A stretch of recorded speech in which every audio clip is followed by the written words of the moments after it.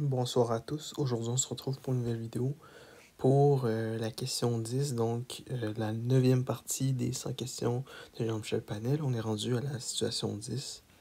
Donc on nous donne de l'information sur plusieurs vecteurs, donc sur 10 vecteurs respectivement. Et donc ça, et l'on dit quelle est la valeur de n. Donc on va se retrouver avec trois inconnus, S, M et N. Et on va avoir des informations, puis on va devoir résoudre pour n. Donc, on va y aller là-dessus. Donc là, quelle est la norme? On sait que la norme, ça va être 4 à la 2 plus 3 à la 2. Donc, ça va être racine de 25, donc 5. Puis on sait déjà que c'est un triplet de Pythagore, donc c'est 5. Donc, 3, 4, 5. L'orientation, ça va être tan moins 1 de 3 sur 4. Ce qui va donner 36 points. Juste le faire. 3 quarts. Donc 36,8699 degrés. Ensuite, pour lui, l'orientation, c'est de moins 90 degrés. Donc on peut dire directement que c'est de 70 degrés, vu que c'est 90 degrés sous l'axe des X. Donc, ici, on a 90 plus 90, 180, plus 90, 270. Et là, on sait bien que ça va donner 0 et moins 2. Vu qu'on peut faire cosinus de 270, ça nous donnerait une indication, mais c'est ça. Donc ici, pour la norme, on pourrait juste dire que c'est 16 S au carré plus M à la 2. On va laisser ça de même. Puis on nous dit que les vecteurs CA sont collinaires, donc ça va être la même réponse qu'ici. Dupliquer. Donc bien sûr, on n'est pas obligé de trouver chaque information. On fait juste ça pour se donner le plus, le plus de clés possible pour que si on aurait besoin plus tard. Donc là, on dit que la norme de D, c'est 2 fois la norme de G. Donc là, on va se rendre là. Les vecteurs G et B sont opposés. Donc, G et B sont opposés, mais ça veut dire qu'ils ont quand même la même norme. Puis s'ils sont opposés, ça veut dire que ici, ça va être 90 degrés. Donc, qu'on va avoir un vecteur ici qui est de 0 et 2. Ensuite, bon, si on peut remplir ça rapidement, ça va être racine de 4 plus 1. Donc, racine de 5. Racine de 14 à la 2, donc 196 plus 9. Donc, racine de 205. Ça se simplifie pas plus. L'orientation, on fait un petit schéma. Donc, 2 moins 1. Donc, ça va être 360 degrés moins arc tan demi. Puis ça va donner. Donc,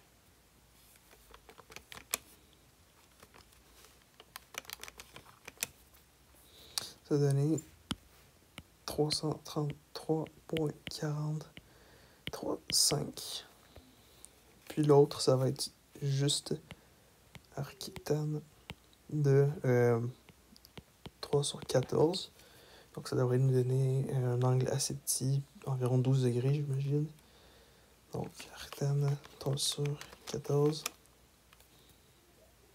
12,09 degrés. Et on nous dit que la norme de D, c'est 2 fois la norme de G, donc ça va être 4. Puis un angle de 180, donc ça va être moins 4, 0.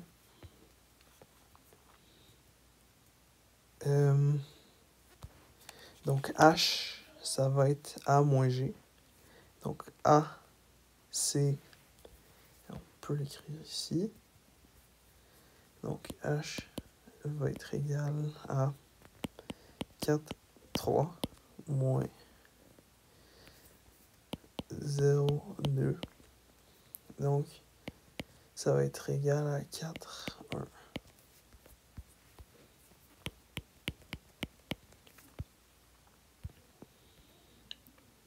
N'est-ce pas? Donc, c'est ça. La norme 16 plus 1, donc racine de 17.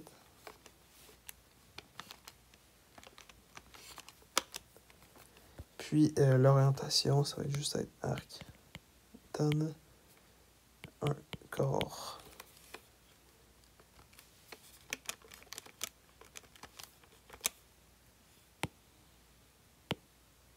Donc, 14,04 degrés. Bon, ici, on nous dit que I, c'est C plus D moins H, mais le C, on ne sait pas trop ça donne quoi. Donc, la clé ici, c'est qu'il faut remarquer que 4S, bon, on va retrouver le S ici. Donc, on va utiliser ça pour nous aider et résoudre. Donc, F, c'est 14 et 3.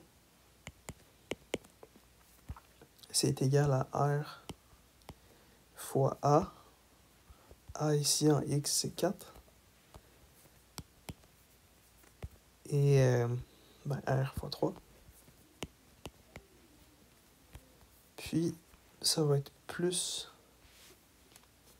4S.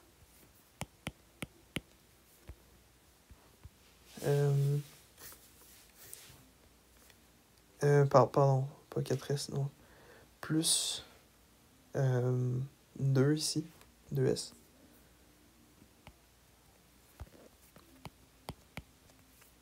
Donc, c'est S fois 2. Et,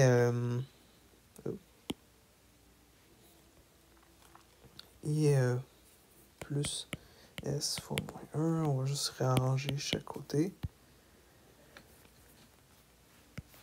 Donc, 14 est égal à 4R plus 2S. 2S est égal à moins 4R plus 14. S est égal à moins 2R plus 7. C'est l'équation 1.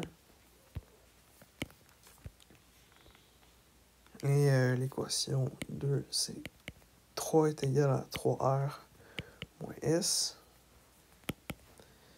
Moins S est égal à moins 3R plus 3. Alors S est égal à 3R moins 3. L'équation 2. Tout va bien. Donc, par comparaison, 3R moins 3 est égal à moins 2R plus 7. De l'autre côté, donc, 5R est égal à... ici, ça est égal à 10. Plus. Puis ça va être également plus. Donc, R est égal à 2. Et S est égal à... Donc, ce qui va nous intéresser. 3 fois 2 moins 3. Donc, S, ça va être égal à... donc, 3 fois 2, 6, moins 3, ça va être égal à 3.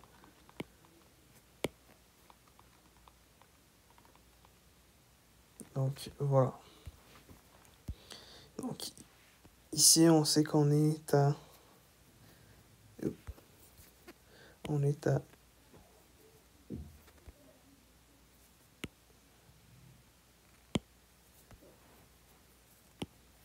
12 et M.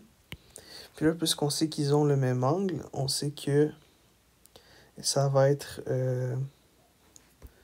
donc, ça va être la même ratio, donc 3 sur 4. Parce qu'on a utilisé l'angle qu'on a trouvé avec le vecteur A. est égal à m sur 12. Donc 4m est égal à 36. Puis on a 36 divisé par 4. Donc on a que m est égal à 9. Donc voilà ce qu'on a. Et là, si on finit par trouver le vecteur i c'est... Donc on va juste changer ça c'est un 9. C'est quoi le vecteur i? C'est c plus d moins h. C. Donc i, c'est c plus d moins h. Des vecteurs, bien sûr. Donc 12, 9.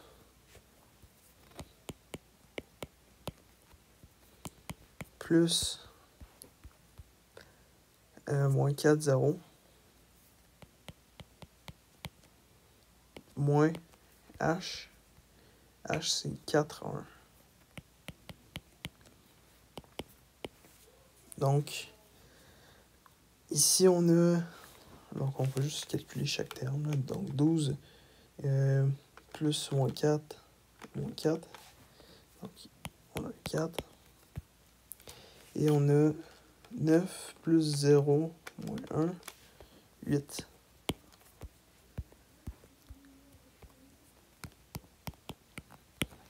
La norme, 16 plus 64. Donc, 4 racines de 5. Et l'orientation, c'est arc tan 8 sur 4, donc arc tan 2.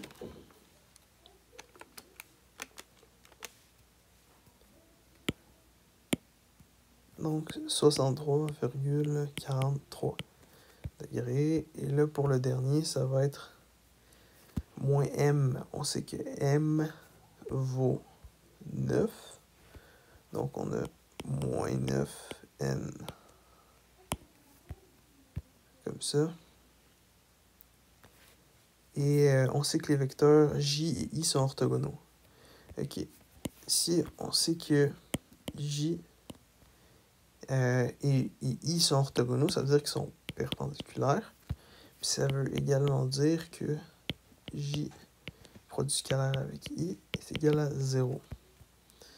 Donc j c'était moins 9n. Donc moins 9n produit scalaire 4, 8. Que ce soit égal à 0. Donc on a moins 9 fois 4, ça devrait être moins 36. Moins 36 plus 8n est égal à 0. 8n est égal à moins 36. n est égal à moins 36 divisé par 8, ça devrait être moins 4,5. Donc ici on a le vecteur 9, moins 9, moins 4,5. Puis, bon, la norme, on n'est pas obligé, mais on va quand même le faire. Donc, 9 à la 2, 81, plus 4,5 à la 2. Ça va être... donc, 9 racine de 5 sur 2, ou bien environ 10,06. Tout ça, c'est norme unité.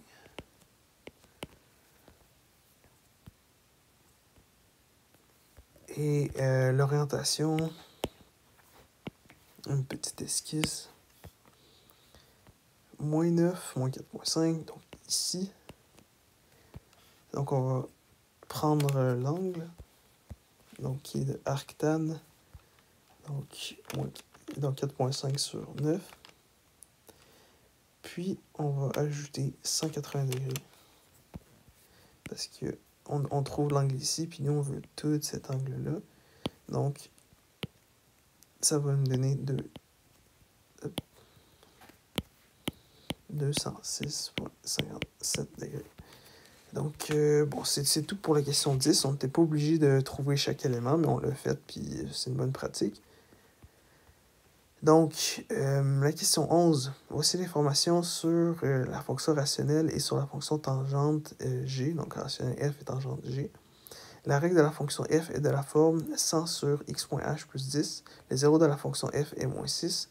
La règle de la fonction g est de la forme gx est égal à 2 tan b fois x.h plus 2. Entre deux asymptotes, la courbe représentant la fonction g est croissante. La période de la fonction g est 4. La fonction g et la fonction f ont une asymptote commune. Quels sont les zéros de la fonction g dans l'intervalle 10 à 20? OK.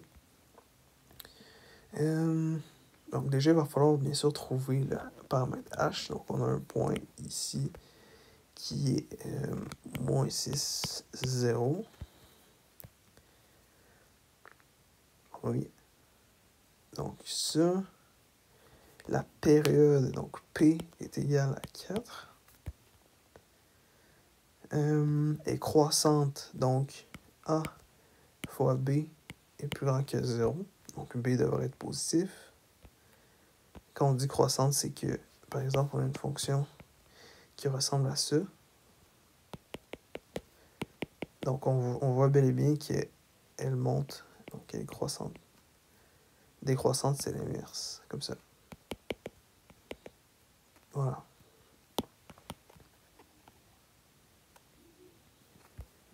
Ensuite, asymptote commune. Donc, bien sûr, l'asymptote commune, ça va être le h de fx. Parce que le h, ça va être x égale à h, l'asymptote. Donc, sur un graphique, ça serait ça. Puis, une fonction tan a seulement des asymptotes qui sont verticales. Donc, l'asymptote y est égale à k, on la veut pas.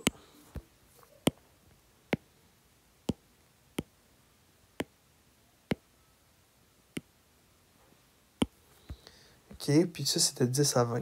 Donc là, on a pas mal analysé ce qu'on pouvait. On va partir avec ça.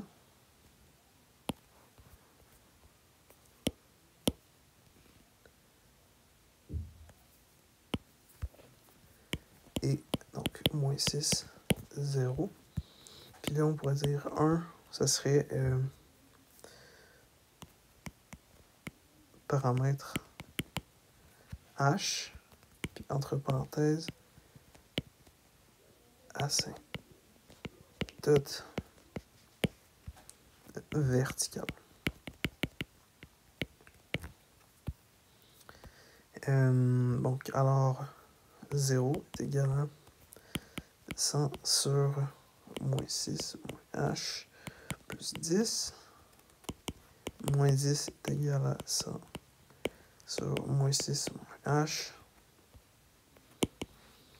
Moins 6, moins h est égal à 100. 100 sur moins 10. Moins 6, moins h est égal à moins 10. Moins h est égal à moins 4. Donc, h est égal à 4. Est-ce que ça fait du sens? Donc, ici, on aurait moins 10, ça marche 0. H est égal à 4. Ensuite, donc ça. La période de la fonction est de 4. Donc, de g de 4. Donc, 2. Bon, on peut juste dire fonction gx.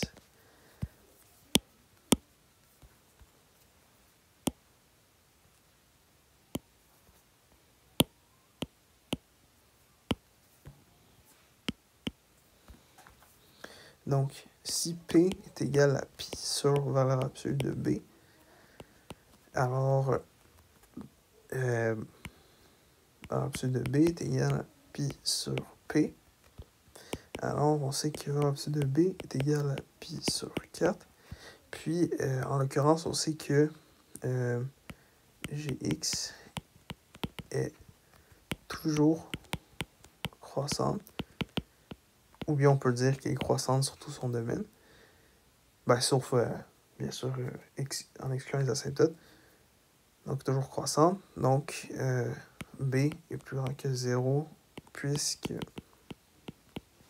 A est plus grand que 0. Puis ici, on a déjà le A, donc A fois B plus grand que 0.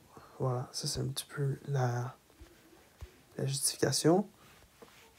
Donc, on a une fonction 2 tan pi sur 4 x moins h plus 2. Donc, on a l'asymptote commune. Entre deux asymptotes consécutives et croissantes. Donc, bien entendu, ici, le paramètre h va être pour déphaser, entre guillemets, la fonction. Donc, déphasage.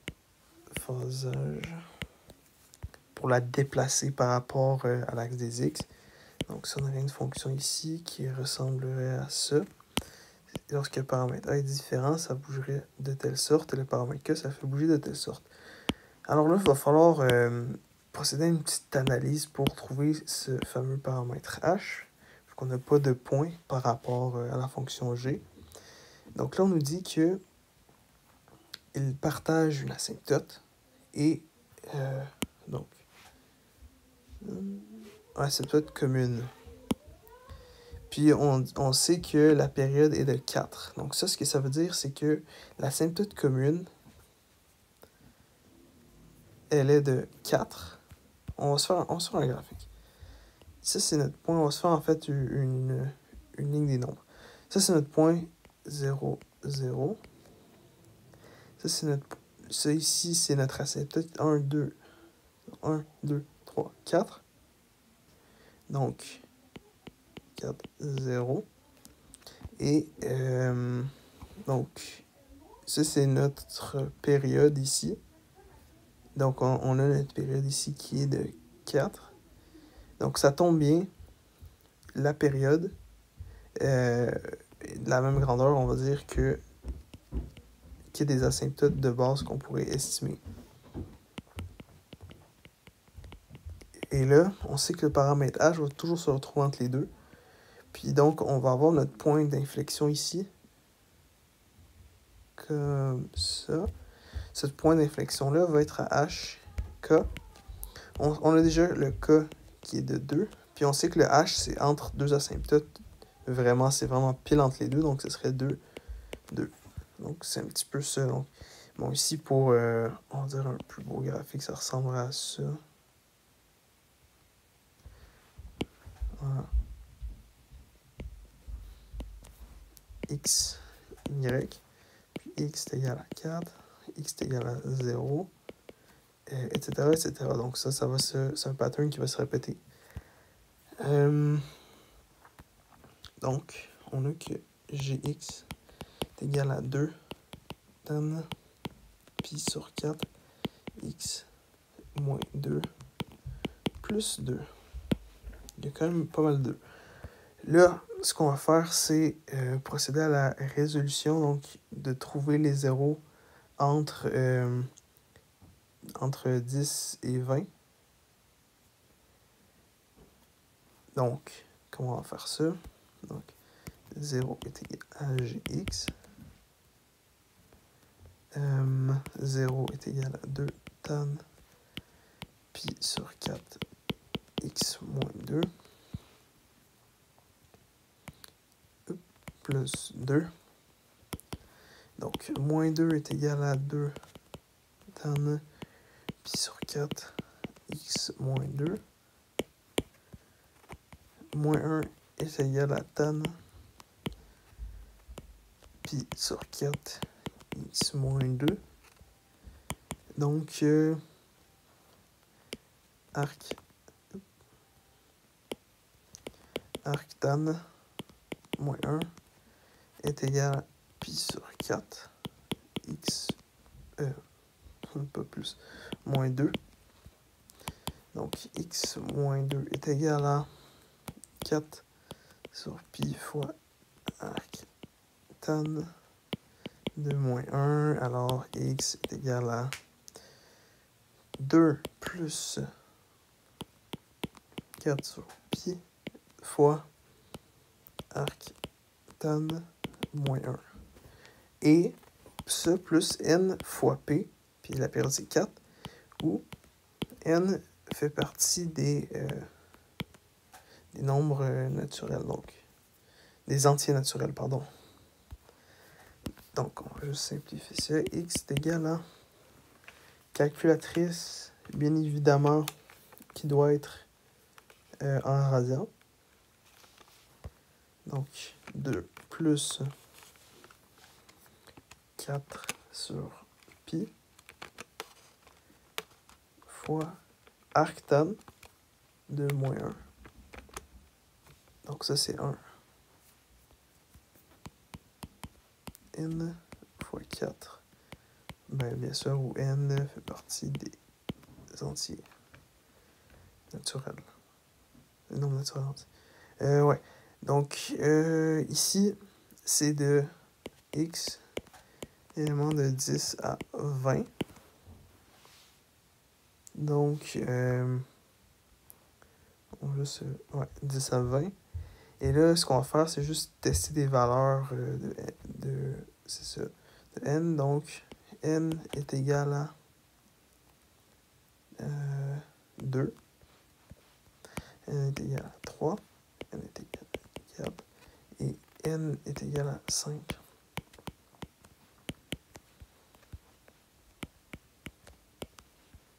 Donc, c'est quoi que ça va donner? Ça va donner 1 plus 2 fois 4. Donc, 9. Ce n'est pas admis. 1 plus 2 fois 3. 3 fois 4. Ce qui va donner 13. Ce qui est permis. Et 1 plus 4 fois 4. Ce qui va donner 17 permis. Puis, on sait 1 plus 5 fois 4. Donner 21, ce qui n'est pas permis. Alors, la solution, c'est x élément de... Donc ça, c'est pour noter l'énumération. Donc, 13 et 17. Donc, ça va être tout pour ce soir. On se retrouve demain pour la prochaine situation, donc la situation 12. Puis, je vous remercie de m'avoir écouté. Puis, bonne soirée.